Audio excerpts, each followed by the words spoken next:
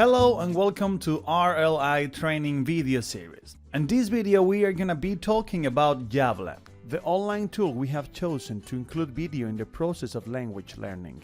It is probably the best way to get immersed in our target language without the need of moving from home. It is true that we can easily find videos on sites as YouTube, but we commonly end giving up when those videos are not in our level, either higher or lower. This is why we're going to use Yabla. The first thing we need to do is create our account clicking the link you have received from RLI. Choose the language you are studying, select your teacher, and fill your personal details. If you want to change your profile in the future, the profile button in the upper right corner is the place to go. Once we are inside the app, the first thing to point at is the video filtering system. Yabla is basically a huge collection of videos organized by levels with perfectly synchronized subtitles. There are new videos posted each week on many different topics, as classical grammar or vocabulary issues, but also about other non-academic topics as cooking, traveling, politics, etc. We can filter our video database to spot exactly what we are looking for, as showing just new videos, those ones available for downloading, or filtering them by level or categories. There is also a search engine available in the top right. It is now very easy to spot in the list the accent, level of difficulty or download option for each video. When we click on one of them, we are redirected to the Yabla player, the real core of the app. The first time we access, we will be asked our native language. This will be used for subtitles. We recommend you to save it if you don't want to be asked every time you open a video.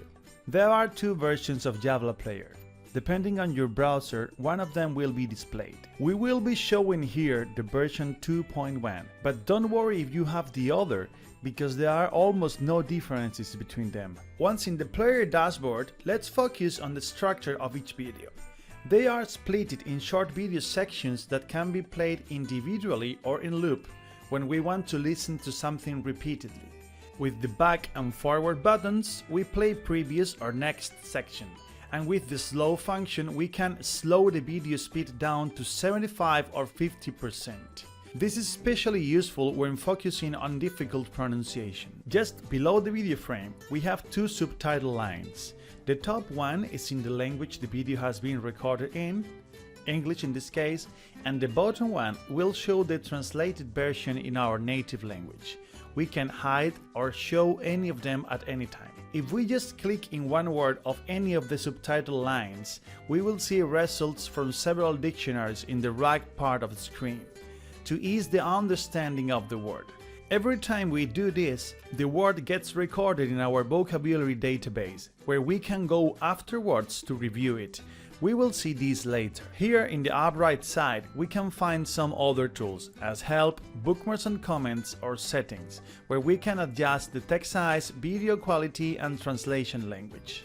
One more important section of the Yabla player are the games. We can choose between 3 different activities based on the video we are watching.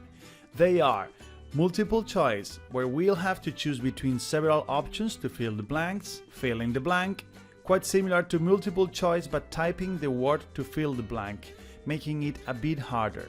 And scribe, the hardest one. You will have to type the whole sentence from the video you have seen.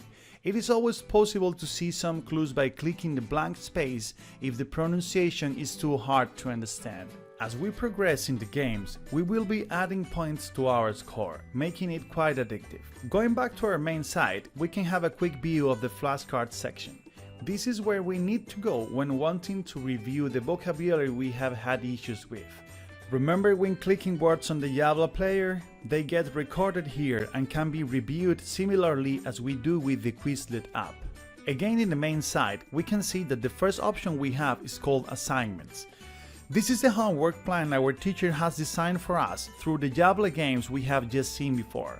Once we start having lessons with our teacher, this will be the first window we will see when accessing the app. One video can have 1, 2, or 3 assignments, as this one here, and on each of them we can easily spot the activity we have to complete, the due date for it, the progress and status. The goal here is, for example, 100 points, so once we reach this score we will see the status in green, meaning it's been completed. If the goal is higher, just play again until you're done. Don't worry because the game will be changing each time. There is one more section in Yabla main site called Lessons. It includes articles and info about grammar and vocabulary. As we include other apps focusing on this in our program, we will not get deeper on this section. However, feel free to have a look if you want to get deeper in any of those topics. As all of the apps offered in the program, they can be used either from your computer or mobile devices. In the Yabla case, it is a web app, so no need of downloading anything. Same as in your desktop browser, type yabla.com, sign up, and there you are. Same options and choices are available, including of course Yabla Player with subtitled dictionaries and games. You can also keep working on your assignments on the go.